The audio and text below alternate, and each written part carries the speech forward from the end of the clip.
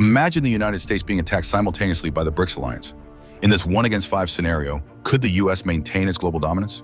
In terms of manpower, BRICS commands around 10 million active and reserve troops, far outnumbering America's 2.1 million. However, the US holds two critical advantages. First, it has a vast pool of civilians, up to 100 million, who could be mobilized if needed. Second, it operates about 750 military bases worldwide, with over 220,000 troops stationed abroad, giving it unmatched global reach and flexibility. The BRICS nations face a major logistical challenge: how to project power onto American soil. Russian forces attempting to cross the Bering Strait would likely be blocked immediately.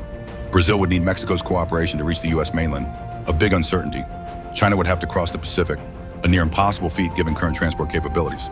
10 million troops mean little if they're stuck at sea. At sea, the US has 11 nuclear-powered aircraft carriers, while BRICS nations collectively operate about 1,500 warships. Despite the numerical edge, BRICS lacks the coordination and experience of the US Navy.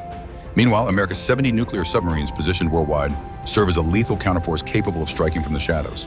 In the air, the US fields around 13,000 aircraft, including 600 aerial refueling tankers, extending the range of fighters like the F-35 halfway around the globe.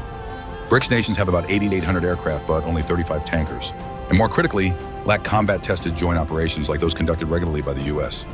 On land, China and Russia have thousands of tanks and artillery units, which could pose a serious threat in regional conflicts. But in a direct assault on American territory, logistics and geography heavily favor the US defense. Finally, there's the nuclear factor. The US has 5,200 nuclear warheads. Russia has 5,600. If either side resorts to nuclear weapons, there would be no winners. That's why many experts believe the most likely outcome would be a protracted conflict. The US would rely on naval blockades to disrupt BRICS' invasion plans, while BRICS would attempt to wear down American forces through regional attrition. In the end, both sides would be forced back to the negotiating table, because no one can afford the cost of restarting the world.